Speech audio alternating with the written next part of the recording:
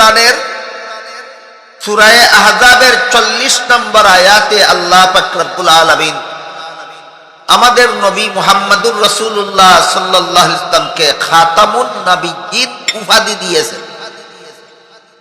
আর হাদিস শরীফে আল্লাহর রাসূল খাতামুন নবিয়্যিনের অর্থ বলেছেন, আমি খাতামুন নবিয়্যিন, আমার পরে আর কোন নবী নাই, আমি শেষ নবী। তো আল্লাহ কোরআনে বলেছেন খাতামুন নবিয়্যিন, আর হাদিসে রাসূলের অর্থ করেছেন শেষ নবী। কাদিয়ানীরা আমাদের নবীকে শেষ নবী মানে না, মানে কোরআন মানে না। শেষ নবী মানে না, এর মর্ম হলো কি মানে না? কোরআন মানে না। ইমানে মুফাসসালের 6 কথার 3 নম্বর কথা ছিল কোরআন মানি। যেহেতু এরা কোরআন মানে না, এরা মুসলমান নয়, কাফের। কি জন্য কাদিয়ানী কাফের? কোরআনের যে আয়াতে আল্লাহ আমাদের নবীকে শেষ নবী বলেছেন, এই আয়াত মানে না, এই জন্য কাদিয়ানী কাফের।